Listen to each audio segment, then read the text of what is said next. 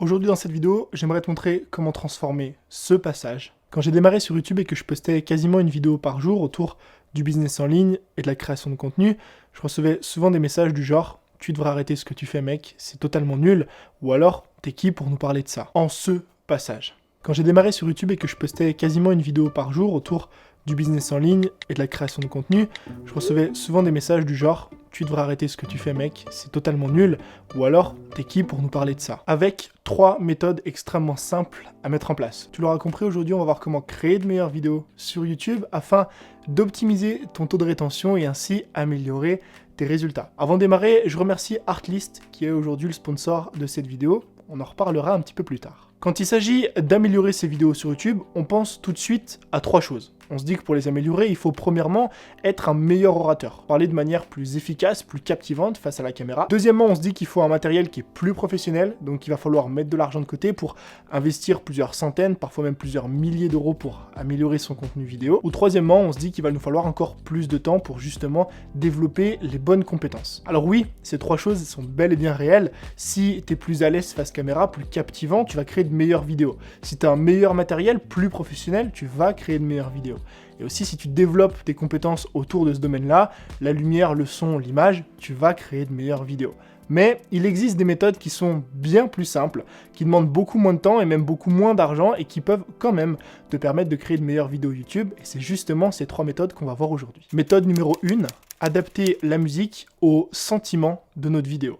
Elliot Paulina disait « Si vous regardez une vidéo sans musique, vous ne pouvez connecter à rien. » Une vidéo sans musique, finalement, c'est une vidéo qui ne traduit aucune émotion. On va accorder beaucoup plus d'importance émotionnelle à la musique qu'aux images. Si par exemple, tu as envie de transmettre quelque chose de positif dans ta vidéo, ou que ta vidéo est attrayante, ou que tu as envie qu'elle soit attrayante, tu vas associer une musique qui, elle, l'est aussi. Si tu as envie de transmettre quelque chose de beaucoup plus émotionnel, que tu as envie de transmettre des émotions qui sont nostalgiques, par exemple, parce que tu parles du passé, tu vas mettre une musique qui va coller, encore une fois, à cette émotion-là. Tu vas par exemple mettre du piano ou quelque chose de similaire. Pour que ce soit beaucoup plus parlant, voici un exemple d'un même passage, sans musique, avec une musique attrayante et avec une musique nostalgique, pour voir qu'avec un même texte, tu peux vraiment créer différentes ambiances. Quand j'ai démarré sur YouTube et que je postais quasiment une vidéo par jour autour du business en ligne et de la création de contenu, je recevais souvent des messages du genre « Tu devrais arrêter ce que tu fais mec, c'est totalement nul » ou alors « T'es qui pour nous parler de ça ?» Quand j'ai démarré sur YouTube et que je postais quasiment une vidéo par jour autour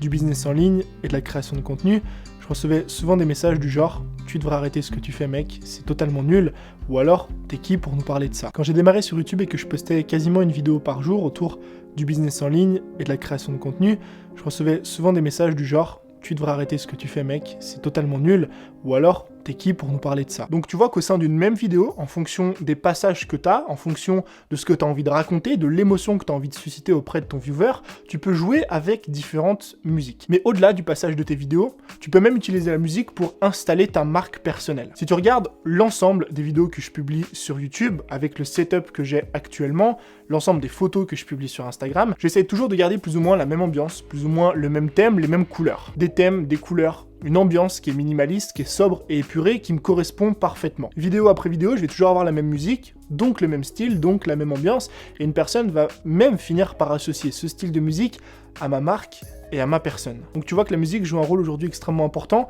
dans les émotions que tu vas susciter chez ton viewer. Si maintenant tu te demandes comment trouver des musiques qui sont libres de droit, qui sont de qualité, et sans forcément investir énormément de temps dans la recherche, justement, c'est maintenant qu'intervient le sponsor de cette vidéo. Artlist est une bibliothèque de musique et de sons libres de droit que tu peux utiliser sur ta chaîne YouTube, mais aussi sur n'importe quelle autre plateforme. Tu peux même utiliser ces musiques si tu vends des prestations vidéo pour des clients. Au-delà de la quantité infinie de musique mis à ta disposition, ce que je trouve le plus intéressant sur Artlist, c'est notamment la façon dont tu peux rechercher une musique. Tu peux par exemple la rechercher par style. Si tu cherches une musique du type house, électro, R&B, hip-hop ou même encore acoustique. Tu peux aussi rechercher une musique par utilité. Tu peux rechercher des musiques qui sont déjà, la plupart du temps, utilisées dans certaines thématiques. Si par exemple, tu as envie de tourner un vlog, tu peux directement aller dans la catégorie vlog, ça va te sortir des musiques qui sont souvent utilisées sur ce genre de contenu. Si tu as envie de tourner par exemple un road trip, si tu as envie de tourner une publicité, tu peux encore une fois aller chercher des musiques qui sont dans ces catégories-là. Et dernièrement, tu peux aussi rechercher des musiques par instrument. C'est un outil que moi j'utilise personnellement depuis maintenant plusieurs années, qui me permet en quelques clics, sans avoir besoin de faire des heures et des heures de recherche, de trouver la musique parfaite qui va correspondre aux émotions que j'ai envie de transmettre à mon audience. Et en plus de ça, c'est des musiques qui sont évidemment de bonne qualité et libres de droit, ce qui veut dire que tu peux les utiliser sur n'importe quelle plateforme sans aucun problème. Si jamais tu as envie de retrouver plus d'informations, je te mets juste en dessous dans la description le lien direct du site. Méthode numéro 2, utiliser des plans de séquence. Le problème le plus commun aux personnes comme toi et moi qui créent du contenu sur YouTube, c'est d'ennuyer rapidement les gens. On n'a pas envie sur YouTube de créer des vidéos qui divertissent les gens, qui ont pour but de faire le buzz ou de créer des pranks. Ce qu'on a envie de faire, c'est d'éduquer, c'est d'apporter de la valeur, c'est de transmettre des idées. Finalement, c'est un contenu qui est un contenu de fond. Ce qui va compter, c'est pas le visuel, c'est ce que tu vas dire aux gens. Le problème, c'est que pendant des années sur YouTube, on a été habitué au contenu visuel. On a été habitué aux vidéos qui ont plus de 150 cuts à la minute, 5 titres à la seconde et plusieurs bruitages en même temps. Et la meilleure alternative que j'ai trouvée pour résoudre ce problème, en termes de temps et de résultats apportés, c'est ce que j'appelle les plans de séquence. Le principe du plan de séquence, il est extrêmement simple. Le but, c'est de faire ta vidéo comme si de rien n'était, face caméra, comme je suis en train de te la faire. Et tout au long de la vidéo, tu vas rajouter des plans de séquence qui sont des vidéos qui ont pour but d'illustrer tes propos. On va reprendre notre premier exemple. Quand j'ai démarré sur YouTube et que je postais quasiment une vidéo par jour autour du business en ligne et de la création de contenu, je recevais souvent des messages du genre « Tu devrais arrêter ce que tu fais mec, c'est totalement nul » ou alors « T'es qui pour nous parler de ça ?» Quand j'ai démarré sur YouTube et que je postais quasiment une vidéo par jour autour du business en ligne et de la création de contenu, je recevais souvent des messages du genre « Tu devrais arrêter ce que tu fais mec, c'est totalement nul » ou alors « T'es qui pour nous parler de ça ?» Tu vois que les plans de séquence dynamisent ta vidéo de la meilleure façon possible. Pourquoi ? Parce que le simple fait de changer de visuel dynamise la vidéo, réduit l'ennui et augmente ton taux de rétention sur YouTube sans enlever le fond de ta vidéo. C'est-à-dire qu'on va quand même rester concentré sur tes idées et sur ce que tu es en train de nous transmettre. Pour les plans de séquence, tu peux soit les prendre sur des sites directement sur internet, soit les filmer toi-même. C'est par exemple ce que j'ai commencé à faire dans certaines de mes vidéos. Le problème, c'est que certains plans de séquence vont être extrêmement compliqués à tourner. Si par exemple tu parles de voyage, d'avion, de parachutisme, tu n'auras pas les ressources disponibles pour filmer autant de plans de séquence. L'outil que j'utilise personnellement, c'est Artgrid. Tu l'auras compris, c'est une extension d'Artlist, et pour faire simple, Artgrid, c'est une bibliothèque de vidéos libres de droit. Donc tu as accès à des millions de vidéos dans plein de catégories et plein de thématiques différentes, de haute qualité.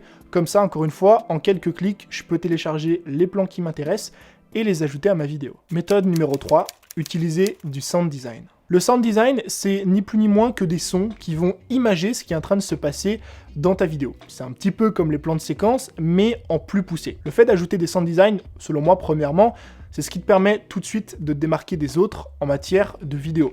Pourquoi ? Parce que c'est quelque chose que très peu de personnes font encore aujourd'hui, notamment sur YouTube et dans la thématique de la formation. Et deuxièmement, c'est quelque chose qui te permet d'ajouter un réel contexte à tes vidéos. Encore une fois, comme un exemple vaut mieux que 1000 mots, voici ce qu'il en est. Je recevais souvent des messages du genre « Tu devrais arrêter ce que tu fais mec, c'est totalement nul » ou alors « T'es qui pour nous parler de ça ?» Je recevais souvent des messages du genre « Tu devrais arrêter ce que tu fais mec, c'est totalement nul » ou alors « T'es qui pour nous parler de ça ?» Et en plus des sound design, tu peux évidemment ajouter d'autres effets visuels comme par exemple les petites bulles e-message que j'ai ajoutées dans l'extrait. Donc voilà 3 façons assez simples d'améliorer ses vidéos YouTube, augmenter son taux de rétention et ainsi optimiser ses résultats sans forcément y passer beaucoup de temps et sans investir énormément d'argent. Ce que je te conseille de faire, c'est vraiment d'associer ces 3 techniques en même temps.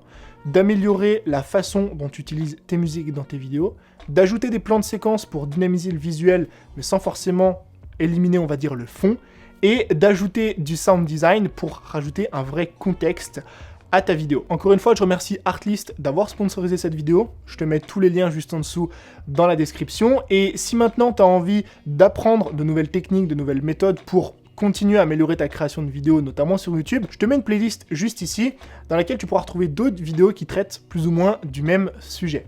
Je te remercie, c'était Tony, je te dis à très vite pour un nouveau contenu. Ciao!